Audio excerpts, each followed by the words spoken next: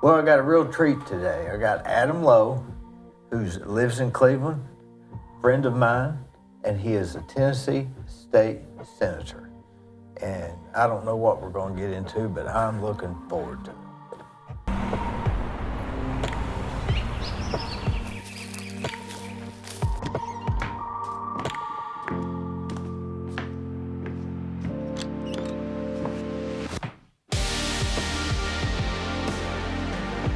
So you came a little bit earlier. You're on what they call Lombardi time. You ever heard of that frame? No, Lombardi time. Vince Lombardi was said to always be where he was supposed to be 10 minutes ahead of time. Mm-hmm.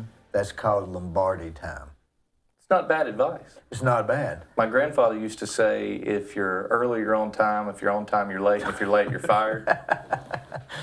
So I guess there's some universal wisdom to all of that. I'm bad to leave where I'm going at the time that I'm supposed to be there. But I'm used to Cleveland being where you can get from here to the Village Mall in 4 minutes. Mm-hmm. And I can't Not anymore. I can't get my time frames. I don't realize it's going to take maybe 15 minutes. Keith Street at 4 p.m. on a Friday is as bad as anywhere you could possibly drive. You'd answer this. Where are they going? Just back and forth, I think. I used to think, know. Where are they going? Well, I used to say, Mouse Creek, where everybody lives. Well, they used to say they were going to cash their checks, but people don't go to the banks like that anymore. No. You know, I don't quite understand that corridor unless, again, you know, a large portion of the population lives off Mouse Creek Road, frontage, that area, and people feel like they need to go buy Walmart before they go home or something. Maybe that's it. Because all your groceries are up here now, right? You've got Aldi, you've got Publix, you've got Walmart, you have Food Lion. We're getting Food City out on Georgetown. Yeah, that'll help. And they're getting a Food City in Polk County. That'll help a little bit. There. But I don't, and if they're at Mouse Creek and Home Depot, man, I don't know what school would look like at 8 o'clock, at 7:30 in the morning. I bet it's backed up. That is a kerfuffle. And they made that side road going up behind McAllister's, but it's not really a through street. It takes too long to wind around there or something. Yeah, I'm not a fan. You know, I drive a long truck, kind of like you do. Yeah. Those parking lots don't work for me. Yeah, me either. Trying to get in and out of those at all. I like to get on the road. Now, North Lee Highway, I remember when I was a kid, I used to go to the Village Mall, and I could drive from there all the way to Farmland Corners, and I could time the lights where they were green the whole time. And you couldn't do that now for nothing. Mm-mm. No, I haven't got them figured out. I don't know where the traffic is. And, you know, used to it was all going north, but now it's sort of going out Georgetown and sort of down Stewart Road. But I guess the traffic has lightened up going down South Lee. Well, people don't take that way to the interstate anymore like they used to. What about when the corridor gets done? I don't believe they'll do it then either, do you? I mean, it's just like... I don't know. I guess everybody's got their rabbit trails, their little game trails that they have to run between work and where they shop and where they live and where their kids play and go to school. How often do you go down Mouse Creek right here all the way to Starbucks? That's, to me, the easy... Oh, that little cut around? Yeah, there's not much traffic, and you can really move on. I got a mother-in-law who lives on Mouse Creek Road. And whereabouts? That's how we cut it. Right as you cross the city limits out into the county. Oh, yeah. By the soccer complex. That's a nice single tree drive, that area. Yeah. I like that area. Grew up in West Eldridge Acres, close to Mr. Zips. Okay. I remember... That's where you go to get a Fanta slushie. A Fanta slushie. And they got pretty good coffee there, too. I remember when they were building, I was on the bus going to North Lee, and they were starting construction. That was a big deal. That was when the road was gravel from about Hunter's Run out. It was just gravel. Really? Can you believe that? I guess so. And Hooper Gap was dirt. Hooper Gap Road was a dirt road. Do we have any dirt roads left, really? You know, we kind of do gravel up here, don't we? You know, that's a good question. I wonder if there's one county dirt road? I bet there's not. I've driven a lot of roads in the past year. You can imagine I can campaigning imagine. Yeah. 4 counties. And I don't think I've been on one dirt road. You get a lot of gravel roads. Now, my wife is from South Georgia, and it is all dirt roads. There is no gravel. It's dirt with a little. I guess they don't have the Run it up. erosion like the rains and the road. What town's she from? Douglas, Georgia. Oh, I know where Douglas You can't is. get there from here. Yet. Don't they have It's a long way away. Aren't they right off the interstate? No. You take about an hour. Once you get off the interstate, you go through Ocilla and head that way. It's about an hour off the interstate. I'm thinking of. If you know where Waycross is, it's that direction. Yeah, that's like really in the middle of nowhere, isn't it? You can't hardly get there. You're right. I'm thinking of that other town. That's Thinking Douglasville. Douglasville. Yeah, that's more way modern. Yeah. Maybe more than That's here. pretty much a suburb of Atlanta Right. now. I think they have restrictions to signs too, because all the signs are like this high.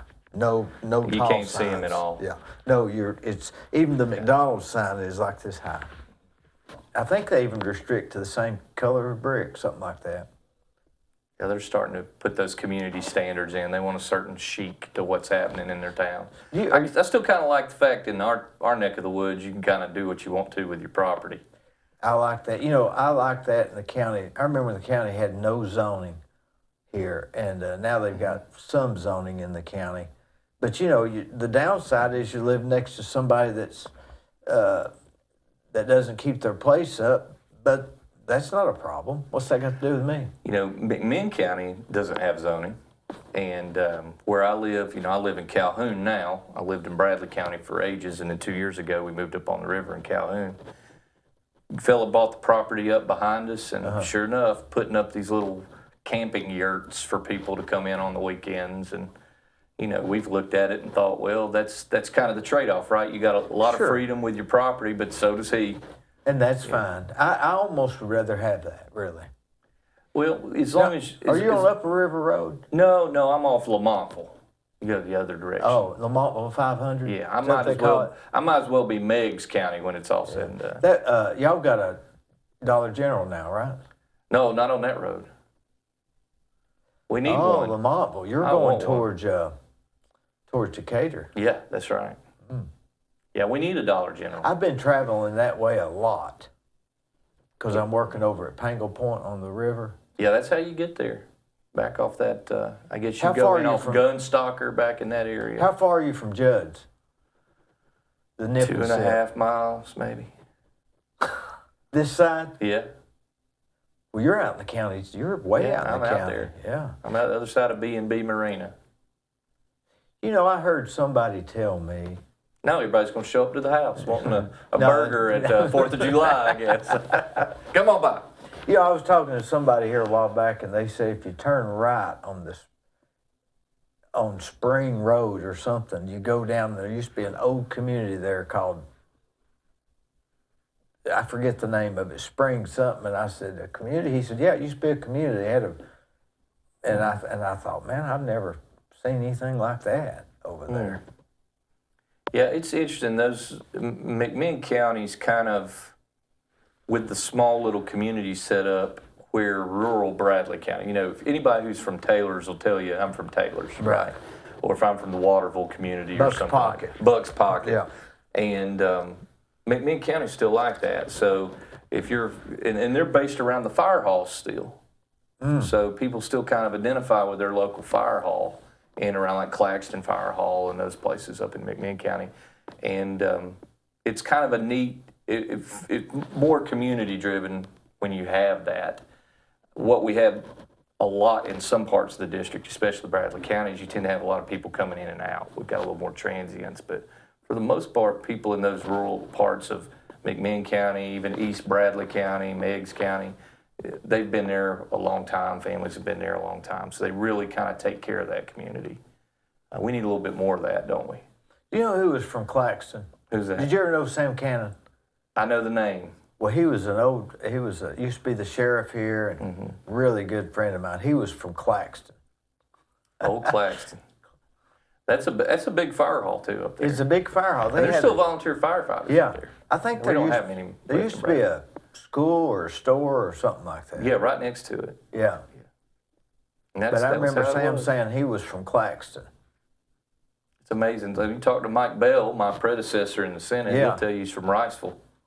Wonder why he decided not to run again.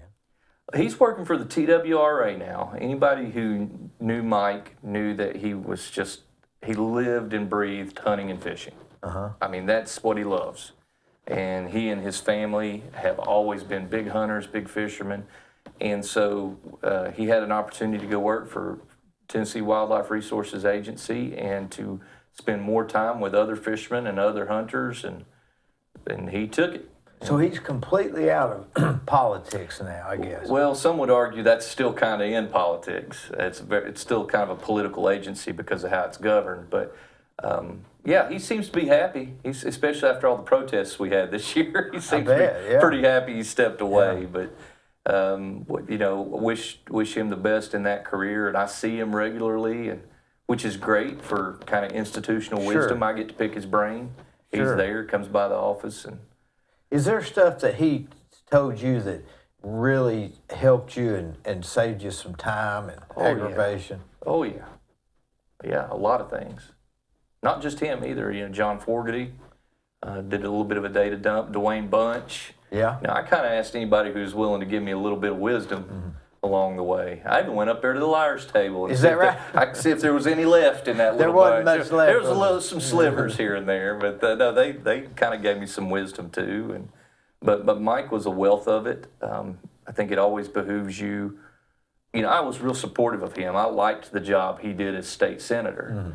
So I didn't run to change a lot. I wanted to kind of continue the good work he had done. So it makes sense if you're going to try to continue in the path someone's traveling, ask them what kind of gas they're using and what they're driving. Yeah, sure. That's kind of what I did. Now, how did you get to Cleveland? Was that through Lee College? Originally, yeah. I moved here in the 90s. I came on a scholarship to Lee University. Where were you from originally? Western North Carolina, not too far from here. Same mountain range, just the other side of the mountain. Like about what community? Yeah. About what community? Yeah. A little community called Hall Creek. Hall Creek. Hall Creek. For those of you might know of this guy. He's pretty famous.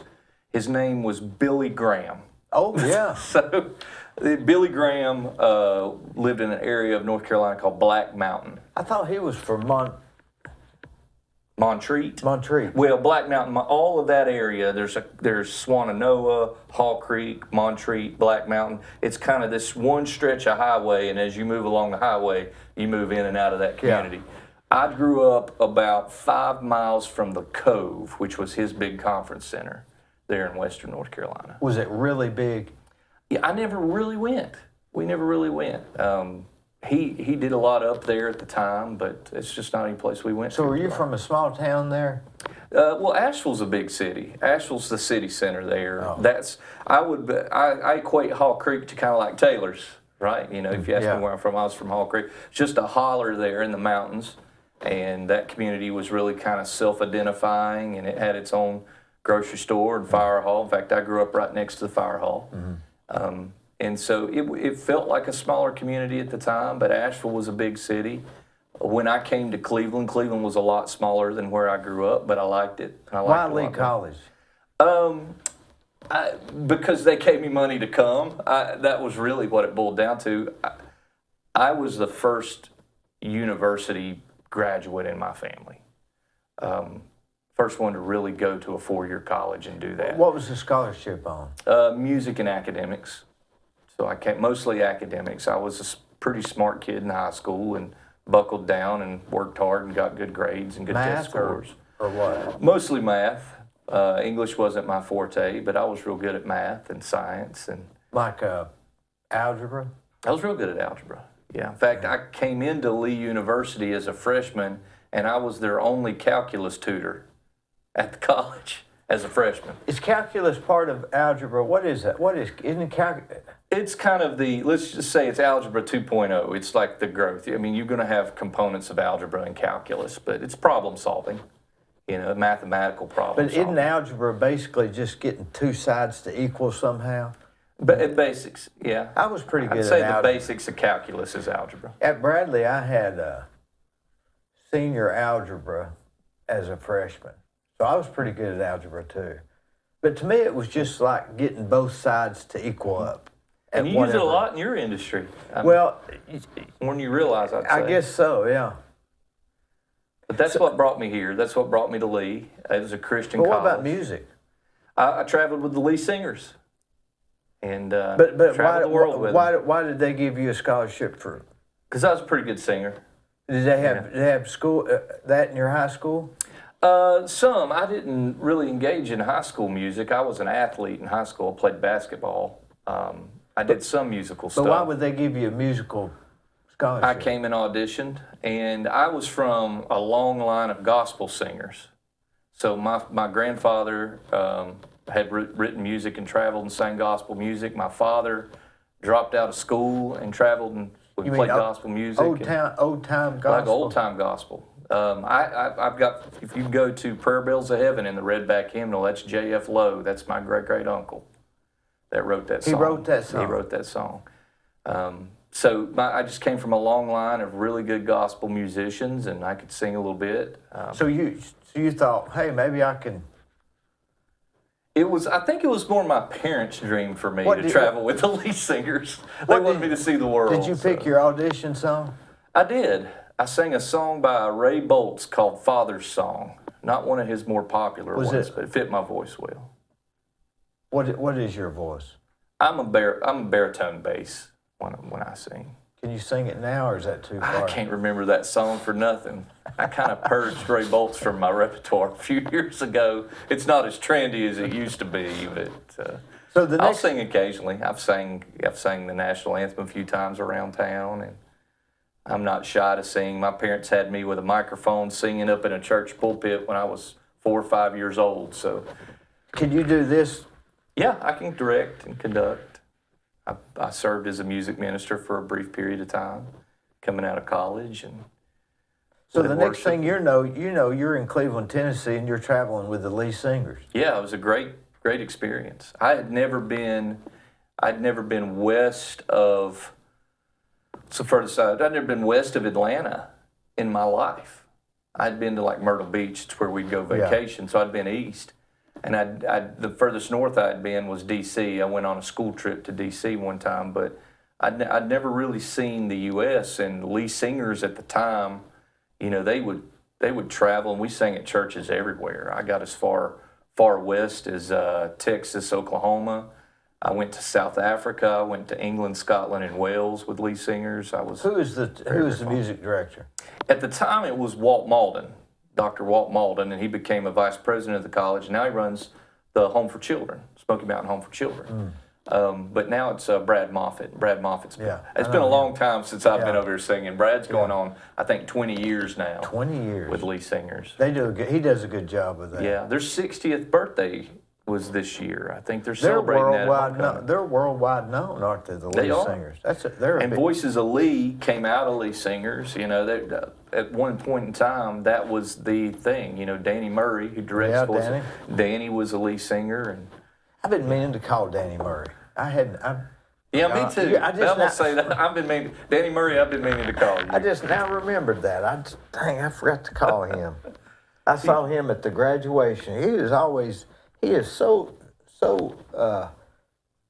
always in a good mood, isn't he? He's a funny guy, and if you get to know Danny, his wit, it's almost like he's real good at making himself. Danny, I'm talking like I've known you all my. We had offices next to each other. I worked for Lee for a period of time, and our offices were next door. But he's the kind of guy that he's going to make himself laugh before anybody, and I like people like that. He's kind of like mash humor, real dry, sort of dry humor. He's Hawkeye. Yeah, Hawkeye. Yeah, I'd agree with that. So when you came here, did you ever think to yourself, one of these days I'm going to actually live in this town, and I'm going to be a state senator? Oh no! I mean, that wasn't anywhere in your mind, right? So think about this for a moment. Coming from a family where nobody ever really did that. Nobody ever really left town.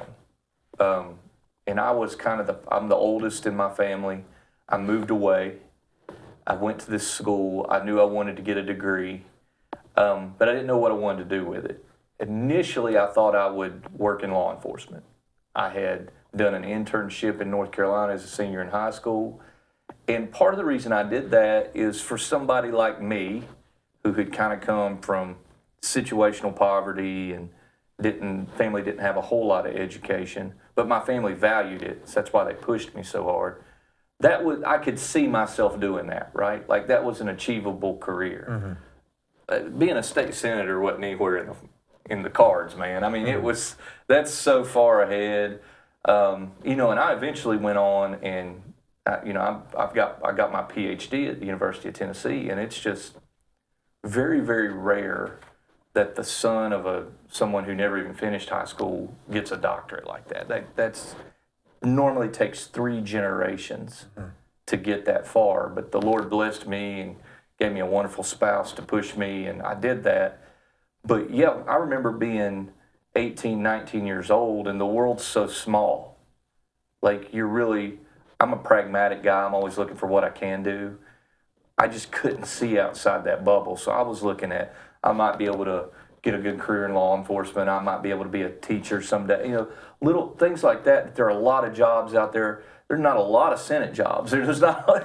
You have to really go through a thing to get there. Yeah, instead of being an FBI investigator or something like that, you were just thinking local police. Yeah, you just couldn't think past. I couldn't see past it. Yeah. And when I got to Lee, though, and I started really interacting with teachers there, administrators there, people who were educated, intelligent, people of faith, the world got bigger really fast. And opportunity began to kind of present itself. And I'm the kind of person that believes the Lord opens a door, you walk through it and look around, You might walk back out of it, but you look around, the Lord opens the door, and He opened a lot of doors for me. And I don't think this has ever been my plan. My ultimate plan when I was young was to be a father. That was the most important, still the most important thing to me. That's the thing I've never lost. I wanted to find the right spouse. I wanted to work hard in whatever career I had, love the Lord, teach my kids to love the Lord, and have a big family, And I haven't lost any of that, but again, that branch really began to flourish and bloom. So my life really opened up. I look at where I am now, and I feel just blessed at what God has presented, been able to do, and the doors that have been opened, and the people who've encouraged me and mentored me along the way. Because the Lord uses people to kind of open up and expand your world. My parents knew some, and they taught me everything they knew. My grandparents knew some. They taught me everything they knew, but even they knew they had to send me off to learn from other people. And so I'm just thankful I wound up in a place like Cleveland, Bradley County, where not just Lee University, but the community of Bradley County taught me so much about how to live and how to be. I was a county commissioner long before I was a state senator. And that was one of the best seasons of my life, was representing Taylor's and representing Oak Grove and Michigan Avenue and those communities that were just really steeped in tradition and family, and to be able to work for them on their behalf on the county commission taught me a lot about representing people and having relationships with people. So I'm a product not just of my raising and where I'm from, but I am so much more a product of where I live and where I am and where I've been since the late 90s. I feel far more developed by Cleveland, Bradley County, and Southeast Tennessee than I ever did by North Carolina. Because again, the world just got bigger here in this community for me. You feel more ingrained here than you do back at your hometown. Oh, absolutely. You ever go back to your hometown like Christmas or anything? Sometimes. When I went back a lot for my grandparents. I lost my grandfather when I was 30, and I lost my grandmother during COVID. I have one more living grandparent, and she's up there, and she's doing well. But for the most part, my sisters moved away. I've got one sister that lives nearer to Asheville than I, and then my other sister lives in Georgia. So we're kind of spread out. My parents come to us. When my mother retires, she'll come to Tennessee. They'll move to Tennessee. You think? Oh, yeah, absolutely. Tennessee's just doing better than North Carolina. Well, it used to be North Carolina. They used to be the same state, right? Yeah. We used to have a little state that no longer exists up in the Kingston area. You ever heard that whole little story? Yeah, so the late 1700s, 1780-ish, you had the land of Franklin, or the state of Frankland, as some like to say it. But for a few years before the Indians were moved out. Yeah, it was prior to that. So North Carolina had ceded from wherever it was attached to at the moment, created statehood, and then you had this. It pretty much was the Kingston area up to Bristol. If you look at the map, and I know there's kind of conflicting maps about what it looked like at moments. Jonesboro was the capital. That's Davy Crockett, the oldest city in Tennessee, right? Yeah. You can still go to the King of the Wild Frontier. That's right. You can still go to the Crockett home place up there in that neck of the woods. But yeah, I mean, there was this independent state of Franklin for a while. Why did that state abandon? Not quite sure. You got to bring some of those historians in here for that. But how do you abandon a state? It's only for a few years. It probably just decided it was better to be a part of this bigger thing called Tennessee. But I have never heard that. But I've heard of Jonesboro. Well, you know, for a very fleeting period of time, Kingston, Tennessee was the capital of Tennessee. Is that right? Yeah. And it had something to do with how that was reconciling, and part of the agreement was that the capital would be in Kingston, and they made the capital Kingston to get the deal done, and then the next year just redid it, moved it back to Nashville. Now I've been underhanded. I've been up through Cumberland, Tennessee. Is that close to that? Is Cumberland, Tennessee? That's up near What's the Cumberland Paris, Mountains? Like Paris, Tennessee. Yeah, you've got the Cumberland Mountains right there. But that's south of where you're talking about. Well, if you go north 75, 81 takes you to Bristol. You'll probably leave out of what that territory was, but that's the Cumberland Mountains. In fact, when you cross into Kentucky, Williamsburg, Kentucky, I've been the there. University of the Cumberlands is there. right there. It's named after the Cumberland Mountains. I stayed at a motel right before you go across it to there. I remember. That was years ago. It was a really nice place. Northeast Tennessee is a beautiful part of our state. I mean, I love it down here, but I'm telling you, you get let's just say the state of Franklin is a beautiful state. Let's look at it that way. You got Elizabethton, Kingsport, all of that up there. I think all of this here, maybe Ooltewah used to be another name of another town, Jonestown or Rogerstown or something. Yeah, like there's some of that. There was a Jonestown or something like that. How do you know so much history about Tennessee? Oh, I'm a nerd, Dee. I've been one. I'll tell you, you'll enjoy this. So, in the quest, I'm kind of the genealogist of my family. In the quest to trace kind of my namesake, I was looking for my ancestor, a guy named Caleb Lowe, who served in the American Revolution, to join the Sons of the American Revolution. It's our local SAR chapter, which is a great bunch of guys. And so I'm tracing my lineage. I wanted to do it myself. We get back to Caleb Lowe, and there's a little community in North Carolina called Wilkesboro, North Carolina. A little town outside of it called Moravian Falls. And that's where they planted. Now, most people might recognize my last name, Lowe, from the hardware store, Lowe's. The very first Lowe's hardware store was North Wilkesboro Hardware Store. Lowe's was never owned by a Lowe's. The son-in-law got the hardware store when his father-in-law died and named it after his father-in-law, but it's the same family name. My ancestor was the brother of the guy that they named it after. But North Wilkesboro Hardware Store.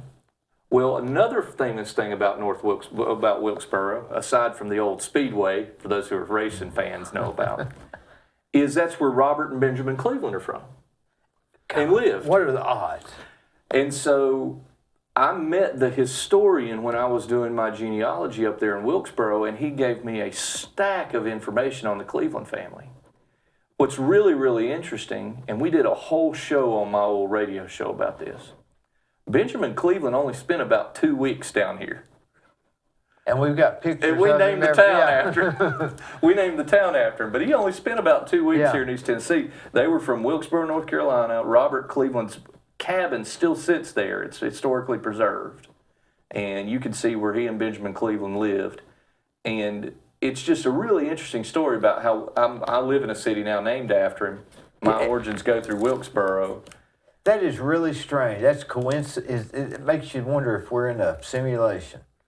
Yeah, that's a Joe Rogan podcast Joe Rogan, right there. Yeah. But yeah, it was an interesting little thing. And, you know, Robert Cleveland and Benjamin Cleveland never joined the Continental Army. And for one reason. You know that one reason? They wanted to hang Tories. Oh. They had to take them prisoner if they were part of the Continental Army. They weren't going to take them prisoner. They were going to hang them. So we named the town after what might be a really more of a mercenary in the American Revolutionary War than anything else. When did you start? When did you get? Who did you get this? I guess knowledge or understanding or whatever it is you got that I don't have. Did you get it from your mother or your father? You know, I don't. My grandfather was a World War II vet. He had served in World War II, landed at Cherbourg, France, and they pushed into Berlin, and he was a medic. And because of his time in Europe in World War II, he was always fascinated with history. Like I learned more about him from him about World War II and Germany and France and than probably anybody. So I would say he kind of built in me in an early age a desire to know things. But I mean intelligence. Oh, I'd say it comes from both sides of my family. My father is very, very brilliant, wonderful musician, gospel pianist. What was his but profession? never had the opportunity to go to school. Right? What was his profession? A house painter. Is that He right? painted houses. So he was smart. Yeah, yeah. They generally are. And he was real smart at making me do all that house painting. So I hated it. So that third generation painting business would end with me. Did you paint during the summers? All summer long. Caulk. Man, I hated it. Cut in, Putty. clean gutters. Man, I hated it. And oftentimes he'd bring me in to do stuff in places there wasn't any AC yet. You know, they were just building it or something. Like a new construction. Or he would have little contracts with people that had rental properties, and we'd go in to do the rental properties, and they were nasty. The renters had left them, and I'd have to clean all that out. And that was my summers when I was younger. But he was always a smart guy, a real smart guy, but not schooled, right? Never. And so I think if my father had had the same educational opportunities I had, he'd have been just as. Was he happy being a painter? I think so. He's a hard worker, and I think he liked working for himself. You know how that feels. Yeah. You know, some of us are inclined to where we really prefer to work for ourselves. He was one of those, and because of that, I think that gave him the atmosphere to work for himself, and it gave him the opportunity to be flexible enough to travel and do music, which is what he really loved. Did you meet your wife here at Lee? I did. I met her here at Lee. Thank Describe- God. Describe Thank your God. first day in Cleveland. First day in Cleveland, it was raining. I had come down for a summer program called Summer Honors at Lee, and it was pouring rain. And I remember About trying to what year? that would have been 99, that year. And yeah, I just remember how rainy it was in Cleveland. That's all I remember about that day. When did you say, I'd like to live here? How far were you into your schooling? I don't know that I ever really made a decision to live here. We made a decision to stay when I had my children. Like when you move into that parent role and you start thinking about where you want your children educated and the relationships you want them to have, you really start to think about where you set up roots. But I didn't know if I would stay here. I liked it here. In college, when I was working or when I was going to school at Lee, I got a job working for the Boys and Girls Clubs, which I'm still heavily involved all these years later. And I worked in the HUD side of town, so I didn't see the best parts of Cleveland every day. But I learned to love those parts of Cleveland. In fact, I built a deep, deep affinity for the other side of the tracks here in this community. Those families that were in and out of those subsidized housing, Section 8 housing at the time.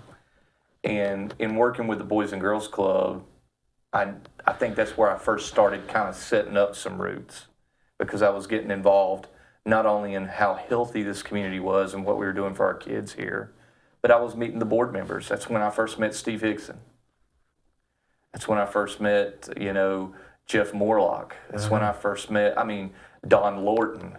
You think about these titans of men who, in this community, both with philanthropy and service, have really helped make Bradley Cleveland what it is. I met so many people like that. At the time, a very young Lamar Arp, and he's one of my dearest friends nowadays, Yeah. You meet people like that, Bobby Green. They're just, so working for the Boys and Girls Clubs, I got my first exposure to, all right, here's what it's like to be a successful person and to give back to a thing, right? I had come from a family that served, and they mostly served in church, but they never had the wealth to do philanthropy. I'd never really witnessed philanthropy. Through the Boys and Girls Club, though, man, to see those people at work, it gives you something to emulate, something to aspire to. And then as I built relationships with them, and you start to rub elbows with them and interact with them, you start to, whether you realize it or not, create a home. You start to make this your home. These are your relationships. These are your people. In fact, several years ago, I was offered a really big job to move away. And my wife and I were talking about it, and we were doing all the mathematical things, looking at the money and the breakdowns. And I stopped, and I remember pushing the papers aside where we were doing the numbers. And I started writing names down. And she said, why are you writing these names down right now? And I said, these are the relationships we sell if we move. However much more money I'm going to make moving, I sell these relationships because we don't get to spend time with these people anymore. These are friends, these are colleagues, and we just looked at it and said these relationships weren't worth selling, and we stayed. That's ultimately, I think that's the day I knew that I would continue. Was she okay with staying here and not going back to Georgia? Yeah. Oh yeah, she was. She was. She left town never to go back. She was a little different than me. She was. I called her Fancy for a while because I thought send her up the road. Here's your one chance, Fancy. But she fell in love with this community early on, working through the Cleveland school system in their after school program. And she and I both just knew this was where we wanted to raise our family eventually. Did she like being called Fancy after that song? I stopped that a long time ago. I stopped that. We've been, this month, we will be married 21 years. We have 4 kids. We're taking our oldest to college this summer. We're kind of at this kind of milestone. You're taking your first kid off to college. So we're doing a lot of reflecting on our relationships or on our relationship and where we've been. And I can just say I married well, looking back. I've got an excellent son going off to college. It's because he had a great mom. Where's he going to school at? He's going to go to Cumberland University outside of Nashville. That's in Lebanon. Or Lebanon, if you go up there. Yeah. Lebanon. So you'll have, 4 kids getting ready to go? You'll have how many years of kids going to school, to college? Think about it. The next 15 years? 12? Yeah, I'll be paying a college bill. Well, thankfully, my oldest got a full ride for football, so he's going to play football there. Did he play football at Cleveland or Bradley? Walker Valley. We played at Cleveland and Walker yeah. Valley. He started at Cleveland, ended up at Walker Valley. But yeah, you're right. I'll be doing college for a while. We may be hearing about him on college football. If for some reason ESPN the Ocho decides to carry right. NAIA football, maybe. How big is he? He's 6 foot, 175 pounds. He's a receiver. Strong? Very fast. Fast? Very fast kid. Very fast kid. 6 foot tall, 170 pounds. You'd be real strong and real fast if you played football. Yeah, there ain't a whole lot of extra weight on him. No. They want some extra weight on him. They'll kind of pork him up in his What first about year. the other kids? I have a daughter that's next. She's 16. She's a bookworm. She's like Daddy. She likes to read and understand. And, she's tall as well, but never was athletic, but plays in the band at Walker Valley. She's a percussionist. I have a 12-year-old son at a Coe Middle School, and he is a football player.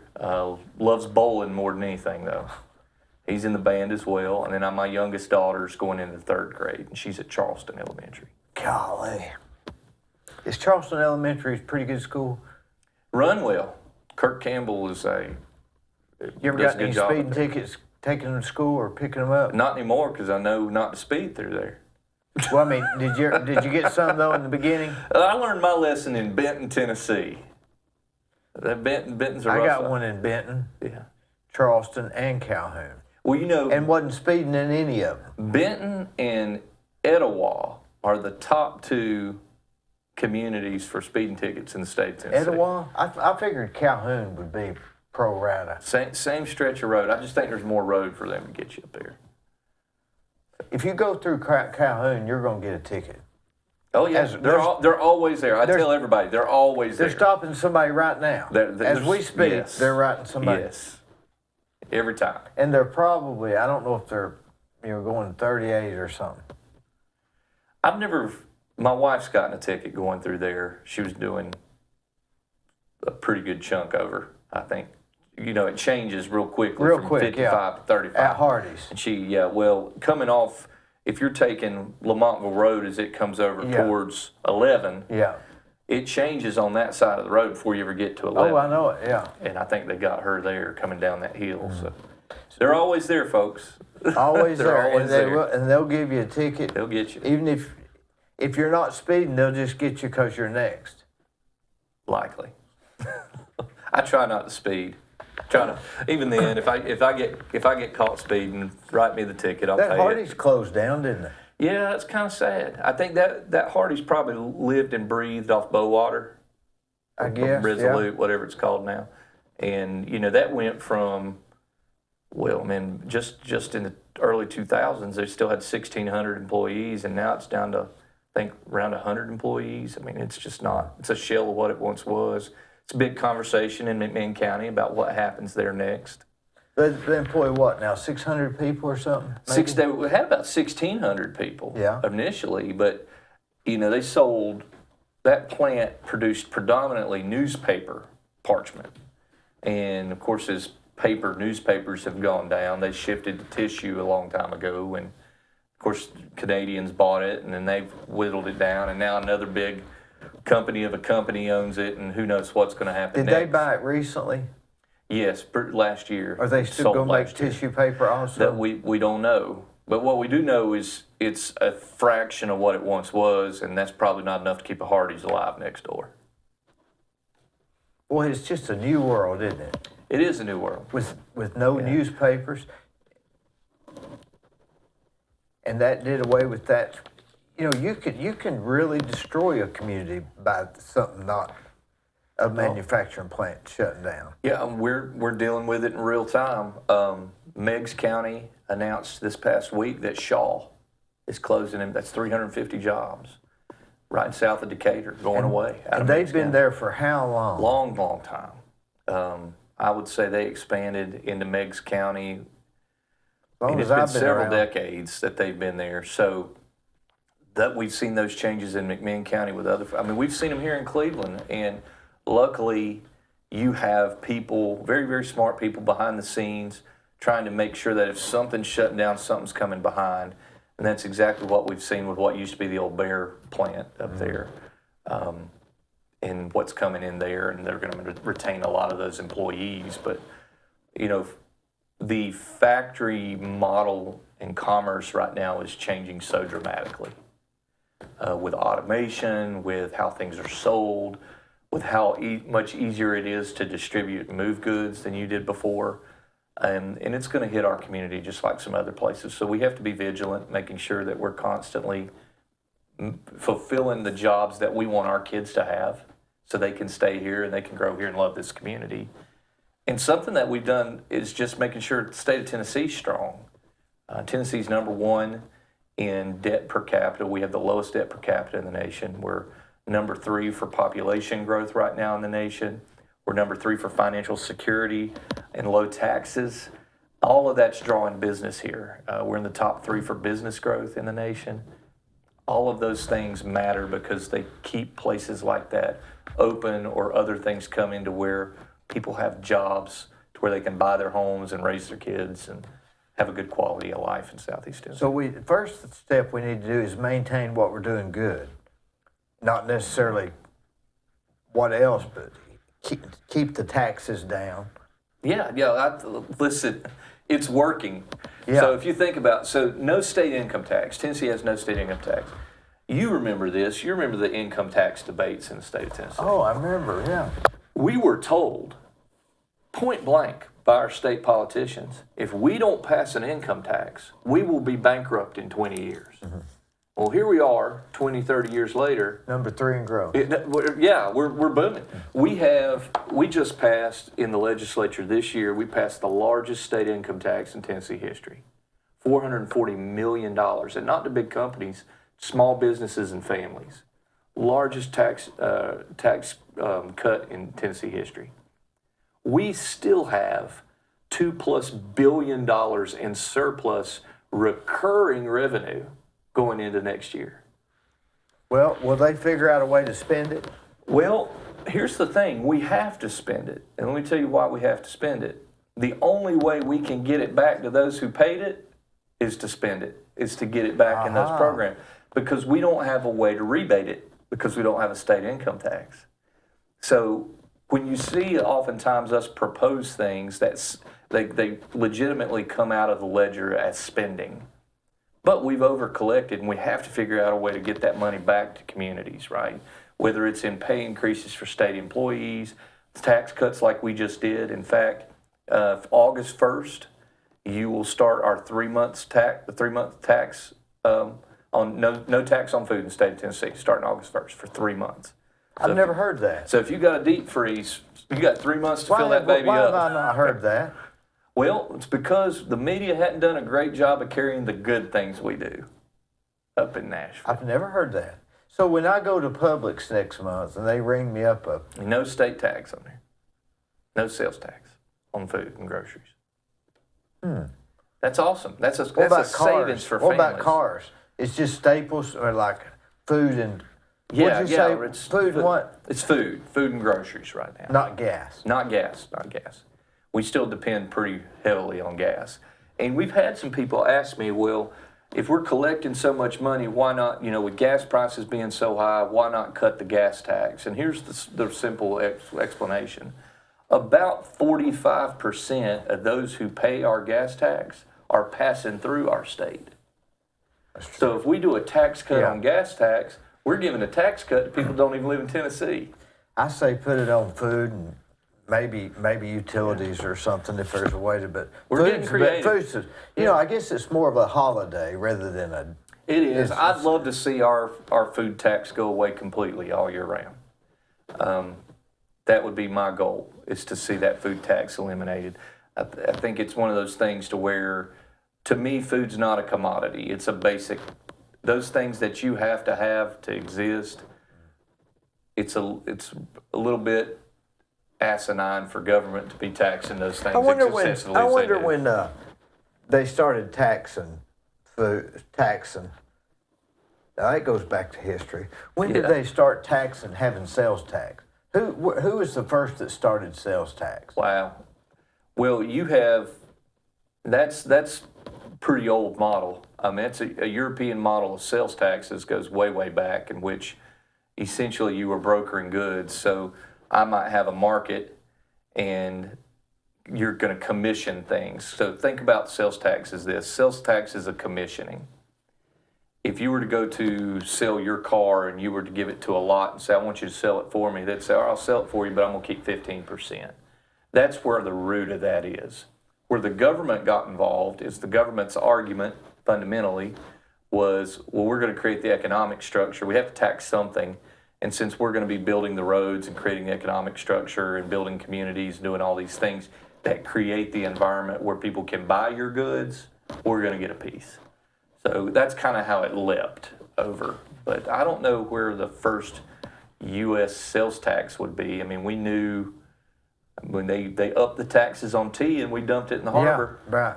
When the Crown wanted to. But that was the other country at least. Yeah, that was right. That insurrection then. Yeah, and I hear a lot of people say things. A very popular phrase in the libertarian movement is taxation is theft. and they often quote history of what we have in the nation. But remember, when we threw tea in the harbor, we weren't necessarily protesting the taxes as much as we were protesting the lack of representation, taxation without representation. Our forefathers did not mind being taxed. They just wanted representation. There's some other elements to that. And we weren't. There's a little bit of racketeering going on about all that. But we didn't think we were being represented. Correct. They were arbitrarily upping the taxes on us because we didn't have any recourse to challenge it. You had some small monopolies in that tea market that were run by essentially governing officials in the United States that were appointed by the Crown. And they were controlling a lot of that. And so there was some nepotism and some monopolies going on in that space. But ultimately, I remind people, taxation without representation. You send me to Nashville as your representative to make sure that those taxes that you've paid that we're not using, that I try to get it back to you. And that we do the things like the tax cuts you just saw in Tennessee. So we have taxation with representation in Tennessee. So I don't particularly subscribe to the notion that taxation is theft, but I will say some taxation looks a lot like theft. Well, it depends on which side you're on. Yeah. I mean, if you didn't eat, then you would think you weren't represented there, I guess. I mean, if they tax motorcycles, I wouldn't care because I don't have a motorcycle. Yeah. Well, and there's taxes, we call them taxes, but they're really more user fees. Yeah. Right. That's what I think is best, to tax a user fee. Yeah. And I think that would, even the federal government, I think they should just have a user fee. If I don't have any money, then I'm not going to buy it and I'm not going to be taxed. Well, arguably the gas tax is a user fee, right? You only pay as much taxes as you burn gas. And that's okay. I can live with that better than I can, a tax on something that I'm not even using. Yeah. But everybody has to eat food. So if there's a place for us to eliminate taxes and give you a break, it's food. And it touches everybody, right? We have collected that surplus through sales taxes, which everybody's kind of paid. Mm-hmm. So when we give it back, we got to give it back in ways like that that really kind of get it back to all the people who paid it to begin with. Oh, I think it's great. Do you think that, how many people are there of you in the state? There's 33 senators, and there's 99 members of the House. So there's 33 of you? 33 of me. Well, that's a pretty big deal. Yeah. I represent 230,000 people in the 4 counties. So besides you, there's only 32 others. That's Correct. A pretty exclusive group. It feels that way. I mean, you have a lot of, especially on committees, think about your committees only made up of about 7 people. You have, depending on your relationships, you only have to make one or two relationships to really steer a vote on what happens in the Senate. The House is far more complicated, more crowd management than anything else at 99. It takes a lot more consensus to get things done. 1 or 2 senators can be very, very disruptive in our state Senate if they so chose to. And we have some on the left that try to be. Do they have, how many committees would there be? We have fewer in the Senate than the House has. The House has a committee structure and a subcommittee structure, and all of that's to make sure everybody's kind of involved and they can divide and conquer. But the Senate really only have a handful of committees. You're going to have commerce, finance, education, ag and energy, government operations, judiciary, transportation, and then there's some joint committees like pensions and joint government operations. So we've got about 8 or 9 committees in the Senate. The House is going to have like 20, 25. Could you be on 2 committees at the same time? I am. Yeah, so you could intertwine the... Yeah. I serve on ag and energy. We're in TVA country, so I actually asked for that committee. State and local government's one that I missed. I serve on state and local government because of my history on the county commission. And what I teach at the university level is state and local.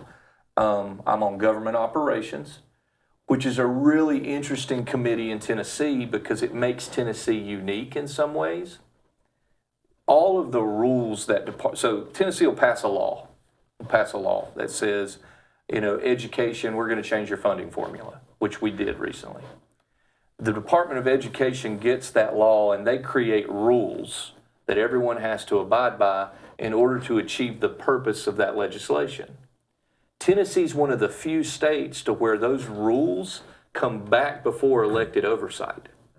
So my government operations committee reviews all of the rules that are made by bureaucrats. Can you change it or you send it back? We send it back. We can tell them how we want it changed to achieve what that legislation was supposed to do, but we have oversight of the bureaucrats in Tennessee in that committee. Our federal government doesn't have rule review. That's why the ATF can pass a rule banning forearm braces and just start enforcing it nationwide. No elected representative passed a law. And maybe no rules on how to enforce it. That's right. Maybe. So part of our problems, I tell people this all the time, when you say you're upset with government, oftentimes the things you're upset with aren't the elected officials. The elected officials are probably the ones held to most account. But you have 30, 40-year bureaucrats that are nameless. You don't know their name, I don't know their name, who make very, very important rules in all of our departments, education, commerce, the ATF, Department of Justice. All of those bureaucrats make rules, and they never wind up going back before Congress unless someone calls them out on it. Because if it came back to y'all or Congress, you could say, this is getting away from the spirit of what we were trying to accomplish. Precisely, yeah. Or whatever. Or this is going against what we were trying to do here. This is getting too intrusive on privacy or that, so send it back. And we couldn't pass. It's a good idea. We couldn't pass it because we couldn't figure out a way to implement it. Yeah, your voice, again. We were talking about taxation, that representation, how important representation is. I think that representation is important on rule review. If I had a magic wand to try to improve federal government tomorrow, there's a few things I'd do. One of those would be put in rule review. Would that be the first thing, maybe? First thing would be, first thing I'd wave a wand and do is you'd have to operate within your budget like we do in Tennessee. A balanced budget amendment. But yeah, shortly thereafter, rule review. These bureaucrats make rules. They become a functional law, never elected oversight, unless someone creates a stink for elected people to take it up. But in Tennessee, we do have that rule review. We don't pass legislation and adopt rules at any given point in the whole process without somebody you sent up there to represent you having eyes on it. And that probably makes it take a little bit longer to get stuff done, but probably inevitably is better. Yeah, not much longer. Only if you wind up sending it back. Yeah. What happens when, like in Tennessee, very few rules do we ever send back because they know it's going to go through rule review, so they do it right the first time. Yeah. Good So the person I have never realized that part of the government. What do you call that? Review? We call it rule review. It comes rule review. Oh, rule. R-U-L-E. Yeah, R-U-L-E. And you get my mountain twang. I'm just a hillbilly. I got a little bit of smarts to me, but I'll always be a hillbilly. But yeah, that piece, that the Government Operations Committee serves an oversight of the rules that the departments make. Now, the other people that you're involved with, these other 32, are they pretty well on the same thinking that you are as a general rule? It depends on the issue.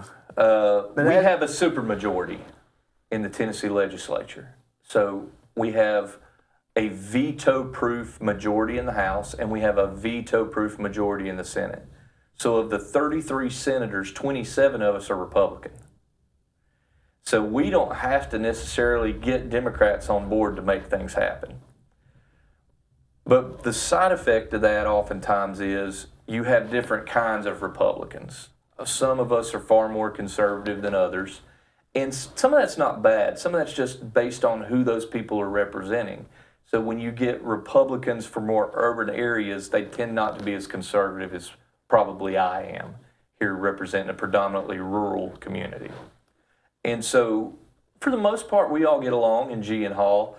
I'll say this, even though we might disagree, my experience in the first year of the Senate has been there's a lot of goodwill, that everyone really wants to work with each other in the Senate. There's not a lot of battles for egos, and if anybody that I've asked for help has been willing to help me. Anybody that I've gone to want to talk about a thing has always been receptive to talking to me. That is where you start. I don't necessarily expect agreement on all things, but I do expect some goodwill as we're trying to make a decision collectively as a group. When you're trying to get somebody to vote for or against something? Yeah, I lobby them pretty hard if I believe in it. When do y'all meet? Well, session ran from January to April this year. So January the 1st to April the 31st? Yeah, where we end really depends on whether we've gotten the business done. So you're there. You go to Nashville, you get an apartment or drive back and forth? Get an apartment. We're there 3 days a week pretty much. I would drive up on Monday and I'd drive back on Thursday. So I'm home on the weekend. Where do you just get an apartment wherever you choose? Yeah, I leased an apartment next to the Capitol just so I could stay up. Just somewhere close? Some of them stay in a hotel. Some of them sleep in their office. Is that right? Yeah. Wonder why? Save that money. It costs, they gouge us pretty good on those apartments and rooms. And well, if they stay in their offices, they have a bed? Oh yeah, they'll put like a fold-out couch in there. I've got a fold-out couch in my office. And it's only 3 days. Yeah, it's 3 days. Not like it's and there's a shower downstairs in the offices and a gym that they can work out in. And so very few people do that. I might just stay there. I think the House doesn't allow it, but the Senate allows it. So you got a few senators that do that.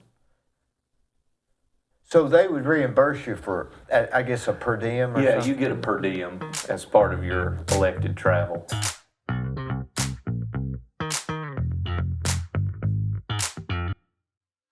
On the courthouse square at 30 2nd Street is the law firm of Logan Thompson Law. Since 1965, they have served the legal needs for the good citizens of Cleveland-Bradley County. If you've got a problem, they're no problem. Give them a call.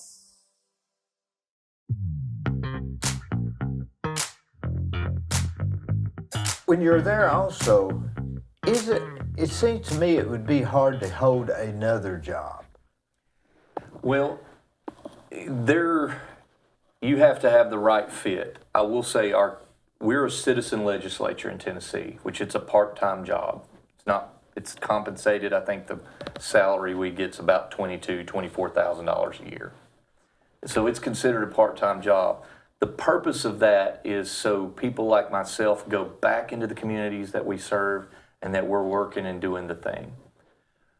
There aren't a lot of people who will abandon high-paying careers in their earning years like I have to go take a few months, 3 days a week out to go serve in government. It screens some people out. What employer would allow it? It really just depends. So a lot of the people I serve with in the Senate are retired. Some of them are independent practice, either attorneys or they own their own businesses, several in construction like yourself. They're their own boss. So, and they have people that they've hired underneath them that can manage things when they're away those 3 days. But I'll tell you, every single one of them are still on their phone in between committee meetings. I've had the luxury, I've always my income's been relatively diverse. Until COVID, I'd owned a business for a long time. We shut that business down during COVID because it was in the business of people congregating. You couldn't congregate during COVID. So my entrepreneurial sector kind of closed off. But I teach remotely, and I teach in a graduate school with Liberty University, and that's been a great contract for me because I can do that anywhere. So I'd be in session all day long, and I would go back after we got out of session or after we got out of our committee meetings, and I'd grade papers at night. And during the day, if students needed me and messaged me, I was corresponding with students during the day. So that has helped me do this. Had I not had that, I probably wouldn't have been able to do this. Well, go back to what you were doing before COVID. Well, I had Gravel Road Entertainment, Stage AVL, which started in 2003, had a couple of business partners, and that was audio production, installation. And then in 2016, we opened the venue Creekside, which was the old Village Theater. We renovated it, made it an events center. Well, I never knew that. I didn't know that was you. Yep. I guess I was. So, did you get many events? Until COVID. like, did you make a living at it? Yeah, well, we didn't. It was always kind of a side hustle. A venue like that, Cleveland, Tennessee isn't the best place for a spot like that. No. But that wasn't our purpose. Our purpose was to take a historic landmark in town and to revitalize it and to bring it But back how alive. did you make a living during that time? Well, I still did my day job. Our partners we did our day jobs. I've always been in education. I ran the foundation at Cleveland State for several years until 2015, until I went on, finished my doctorate, moved over to the faculty side. Yeah. So we always had to do other things. One of my business partners was Derek Kinsey, who runs the Boys and Girls Clubs. Oh, yeah. Was he So he never left. Boys and Girls Clubs is his baby. He'll always be there, but he had side hustles. He loves it, doesn't he? Yeah, he does. He's great at it. That club's grown tremendously. Well, I don't know anybody else that can take it over. It's pretty big now. Well, let's just hope But he endures. Wyatt probably could. Wyatt, yeah. Well, Derek's great at training up the next generation. You and I were talking about that earlier. His ability to sew into those coming behind him is pretty potent. So I think he'll have somebody lined up. Now, when COVID hit, you said we just got to shut this thing down. We closed it pretty early. I saw the writing on the wall. Did you see it was not going to work? Yeah, I mean, we had a lot of what we thrived off of were corporate contracts that did corporate training there, and all of those people canceled a year out, and I just knew this isn't going to thrive, and 30% of small businesses closed during the pandemic, and the others are still they're still struggling. Took on so much water. Yeah. So, is that when you started working for Liberty? Round about that time, I had started before doing adjunct work with them, teaching classes in government. When the pandemic hit and people were sitting at home, a lot of people went back to get their master's degrees and their doctorate degrees, to decide to go back to school. And they had to do it online. They had to do distance learning. So Liberty was uniquely positioned, like a bunch of other. They were already doing that sort of thing. And so they approached me and said, "We have an influx of students here. We've created a new doctorate program in people who want to learn about public policy. We want you to come in as our education policy expert and design some courses and teach more classes and oversee a group of professors." And I did, and it's been great. It's a wonderful fit, and because of their flexibility. Because of the flexibility I have with that work, it allows me during that session part of the year to serve in Nashville. You couldn't pick a more perfect thing to be doing while you're doing that. How could you pick something perfect? It's perfect. Good fit. Yeah.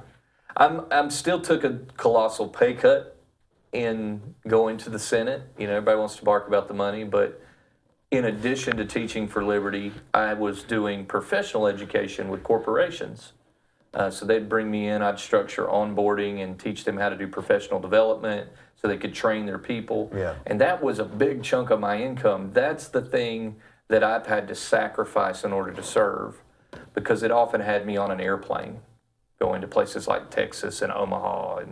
And I can't do that anymore now that I'm serving in the Senate. But it's fine. My wife and I, we've been able to manage, and she's a principal at a high school in adjacent county in Polk County, and our family does well, and our kids have been healthy and happy, and we haven't had a lot of medical bills. But just to say that the good Lord's positioned us uniquely to serve. The reason I bring all of that up is people often comment on the age of the Tennessee Senate. I'm the youngest in our caucus. Is that right? I'm the youngest in the caucus. I'm the fourth youngest in all of the Senate. The Democrats have three others that are younger than I am. But they often ask why, and that's the answer I give them. Most of my peers who are executive leadership or business owners aren't going to sacrifice to go do this. They're just not. They're going to wait till they're retired, and then they're going to run, just like a lot of other people did. Or they're going to find themselves in a position where they can run. But very, very few people did what my wife and I chose to do. And I'm not saying one's better than the other, but I'm just saying that's the reason.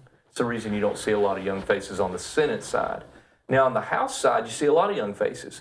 But even then, most of them are either self-employed or professional status How like often attorneys. do they meet? Same time. Same Yeah, time same frame? window. Yeah, same window of time. But I'm putting this timeline together. You was at the venue, COVID hits, you're out of that, you're starting to work with Liberty Mutual, and then you say... Not Liberty Mutual. or- That's an insurance company. Oh, yeah. Liberty University. Well, that Liberty Mutual does good Yeah, advertising, they don't do. They Yeah, just, it works. It works. didn't it? So, and then you say, you know what, I'm going to spend $10,000, $15,000, $20,000 to run for Mike Bell's position Yeah. against a well-known, well-liked guy. Mm-hmm. Was that scary? Wouldn't say it was scary, but it was a step of faith. And I wish it was $15,000 or $20,000. It wound up being closer to 70. Golly. And I'll say not all of that came from me. I had great support in this community. We raised a lot of money in the community from business people who believed in me, believed in the relationships they had seen with my wife and I, and believed that we most fit who Mike Bell was to continue his legacy. So they supported us financially, but yeah, it costs. And I ran, from what I understand, I ran that race cheaper than any other Senate race in the state of Tennessee. You have some Senate races that are spending $300,000, $400,000. Did you sit down and map it all out before you decided to run? A little bit. Did you say, A okay, little bit. here's the Yeah. counties, here's what I need to do, and did you come up with your own strategy? I did. I ran my own campaign. But I mean, where did you get that? Did you read some books or?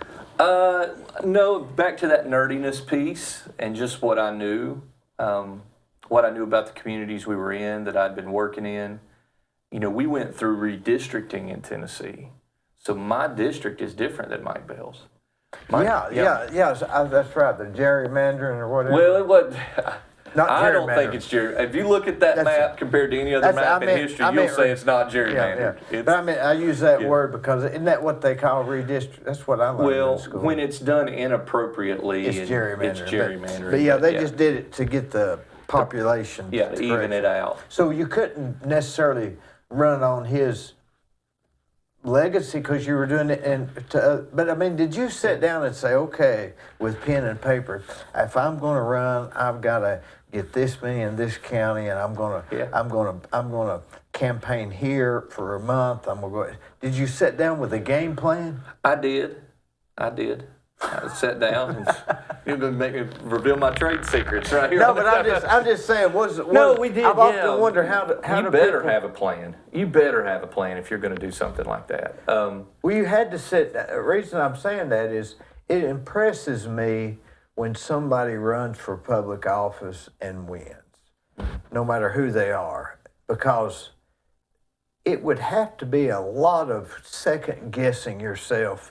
Should I go to this campaign? Should I go to that one? Yeah, you're your worst critic, and I had run before. I ran for county commission, and when I ran for county commission, I ran against an incumbent that had been there for 8 years in the primary. I won by 8 votes. Golly. 8 votes to win county commission. That never left me because you begin to look and go, man, I'm glad. What did I go to get those 8 votes? What barbershop did I visit? What restaurant did I bump into some? Who did I wave? Who did I smile at? Who did they not wave at? That's right. Yeah. That's right. So when it's that close, you know it can be that close. Fast forward, I ran for state representative. Dan Howell and I ran to replace Eric Watson. I lost that race. So here I had won a race by 8 votes for county commission. I lost a race for Tennessee House by several hundred votes. And it's a different kind of process. Where did I not go? Who did I not say A to? What did I not do? How much money did I not raise? You go down all of those things. So when it came time to run for Senate, we had an idea of the budget we wanted to run on. Who's we? My wife and I, and the people close to me that I brought in that I trusted. But we I couldn't just borrow what Mike Bell had done, because about 150,000 of the 230,000 people I was going to represent weren't from Mike's district. Mike had the north part of Bradley County and McMinn County and Polk County and Monroe. I had all of Bradley County. I had McMinn County, but I had Meigs and Rhea County. So I couldn't just template what he had done and try to win. I had to do something different and something new. And so we sat down and really just asked ourselves, what's happening in each community? Where can we be? How can we start building relationships? And my goal was to be anywhere someone would allow me to be. Because I felt if you and I had a chance to talk about it, I might get your vote. I was pretty confident I could get your vote if you and I had a chance to talk about it. You mean you went to every Kiwanis, every Ruatan, every Toastmasters, everything? Every festival, and if I couldn't be there, I had somebody there that represented us. Did you remember going to like 2 things a night? You know, like my record was 9 in one day, 9 different events, and in that day I did 9 events and 420 miles on my truck in the district. Were you not teaching school then? I'd go home at night and I'd stay up till 3 a.m. punching campaign numbers and grading papers, and while I was driving from one event to the next, I'd return calls with students and try to act like try to play both. You have to play both, wear both hats. Yeah. You 420 miles in one day, and 9 places in one day. Because you got to think, from Spring City in Rhea County, I've worked in Spring City, to McDonald, Tennessee, up and out towards Etowah, Inglewood, up to Nyota. Yeah, it's a haul. It's a haul. Where do you eat lunch when you're going like that? Just in never the car? anywhere good. Yeah, it was fast food. Or you just a pack of crap. Well, I guess you're eating at some of those places. Yeah, some of the events that you're at, you're going to eat. I always was weird about eating at too many places because, eventually if you eat too much and you're trying to eat here and you're trying to eat there at the same time you're trying to interact with people, I just was always would rather spend my time meeting and talking to folks than sitting around the back of a trailer or a truck trying to eat something. I ate during the drive. I'd rather sometimes just wait till I get home at night to eat rather than where I can watch a little TV or something rather than eating I hate eating in a car. I don't know why. I've gotten used to it, but you never get anything. It's not the healthiest food to grab either.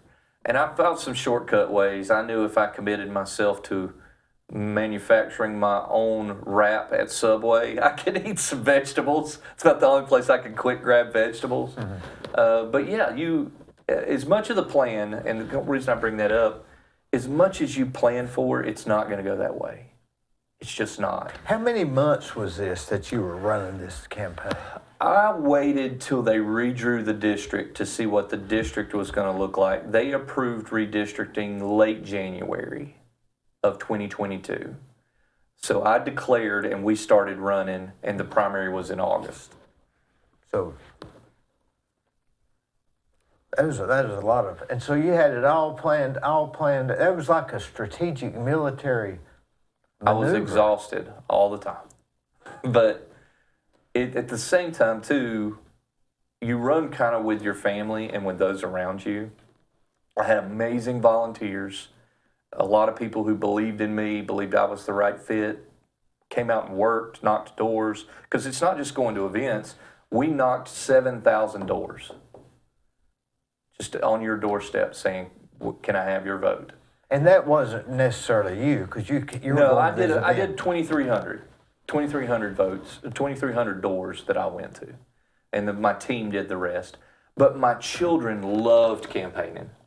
Could you have done it without the team? No, not at all. What if you'd have knocked 2,300 doors by yourself? I'd have lost by a landslide. Is that right? You have to have people to help you. You got to have them. Especially when you're running 4 counties like that. I was envious of Kevin Raper, who was running for the House district, and it's like all in Cleveland. Mm-hmm. He could walk his whole district. Yeah.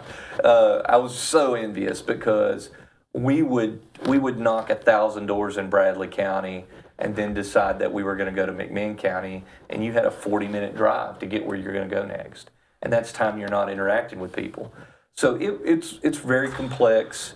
That district, even though the people are a lot alike in District 1, you could take a family in Rhea County and drop them into Bradley County, they're going to fit right in. The culture's the same. Yeah, the culture's the same. Getting there and getting to everybody was a challenge. Such a challenge. Yeah, it was almost a. But now, did you have somebody that said, "Okay"? I mean, I get fascinated with how people strategize. I enjoy that. So did you know that it was going to be that hard to run, or did you, or was there times you said, if I'd have known it was this hard, I wouldn't have run. Man, so many times, so many times. You look and go, what have I got myself into? I don't even know if I wanted it anymore. And I think if people really knew how challenging and how tough it is to do it, less people would do it. So it's good that we kind of go into it a little blind, a little optimistic. I think it takes that optimism to kind of launch people into those endeavors. And then you get in the middle of it and you kind of you're trying to do what's in front of you. You know the ultimate goal, but I know today I've got to go to these things and meet these people. You know, the old adage, you eat the elephant one chunk at a time. Mm-hmm. And I don't even know where that adage came from, because who eats an elephant? Yeah. But it's the idea that something colossal you have to bite off in small pieces. It's the same way with a campaign. I mean, you just little chunks at a time. And then occasionally you kind of rest back and you look at what you have been doing and you ask yourself, what am I not doing? You know, did I not spend enough time in Meigs County this week? Do I need to go to Meigs County? Did I not spend enough time in Bradley County? But the idea behind a campaign at the local level, and I would say even at a state level like that, like regional state level, not statewide, but your district, you have to see people. You can't live on billboards. You can't live on just messaging. You can't live on just Facebook pushes. People want to see you, touch you, shake your hand, look in your eyes, and decide if they even like how you smell. You know what would seem to me like it would be annoying if you go to some get together and you meet, 100 people and then next week they call you or text you or want you to call them because they've got something to tell you and you just can't return all the calls. Now you're gonna make them mad. Did you have that happen a lot? I missed some. I was pretty good about calling people But, back. I mean, did you get a lot of those? Yeah, like you do. Like I'm in Monroe County and I've got this guy or McMinn, I've got this guy that you need to meet and I want you to call him and I just don't have time to call him. Yeah, well, you better find time. That's what I'll say. We did a pretty good, there's some I missed. Some people at the end were like, well, I'd have voted for you, but you never called me back. And I'm like, you hit me in passing at a funnel cake festival. And yeah, that's what I'm saying. And handed me your number, and that number long since got washed in some pants or something. I mean, yeah. You're going to make mistakes along the way. The only thing you can do is just apologize and say, I called you, but I try not to let it happen again. I called you, but And it gets worse when you get elected, but when you get elected, I have a full-time assistant in Nashville that handles 80% of the stuff people need. When you're elected, I've gotten the calls from them before, and they'll say, I'm so-and-so, so-and-so's assistant, and they're so nice that you don't take offense to it. Yeah. But in election, that would be the hardest thing for me. So did you ever go home at night and say, man, I'm just wiped out? I always found I was wiped out quite a bit, but I always found something to motivate me. There was always something happening. And, it's weird. It's not the things you expect. Sometimes it's, this person finally committed to you. Yeah, the little bitty. Or that donation finally came in that you've been asking for. Sometimes it's something that your opponent did that fires you up and gets you out of bed the next day. How about any music? Did music? Was there any songs during the campaign that you just kept for some reason hearing that song and it reminds you of the campaign? Well, I listen to some music, but I'm an audiobook guy too. During the campaign, I listened to a book as I was traveling everywhere called Madness of Crowds. It's a book about how the It's essentially a book about how the lobby of the LGBTQ community has started to eat itself and how dysfunctional it's become. So I was listening to that book. It's just political enough to where I feel like I'm educating myself for the job that I want. Kept you in the So in that realm of thinking. So I'm thinking, if I get elected, I want to know these things. I want to understand this material. I didn't really have a pump up song or anything like that. It'd be hard to have a pump up song for an election. My heart warms when Randy Travis comes on because I sing those songs to my wife when we dance in the kitchen. Yeah. Like, that's deeper than the hollers. I'm going to sing that to you, or I'm going to love you forever. So, when those things come on, you kind of just sing along and your heart lifts a little bit. And occasionally you kick on some worship to kind of remind yourself what you're doing it all for, that you're serving a greater purpose, that you're not your own, you're bought with a price. That's something my mother, as a child, would say in my ear when I laid in bed at night, when she'd come to kiss me good night. She would say into my ear, remember, you're not your own, you're bought with a price, right? Talk about Christ's sacrifice. So oftentimes you would cycle back to something that just kind of reinforced your faith, knowing that you're just doing something that's bigger than you. I learned that in losing the House race.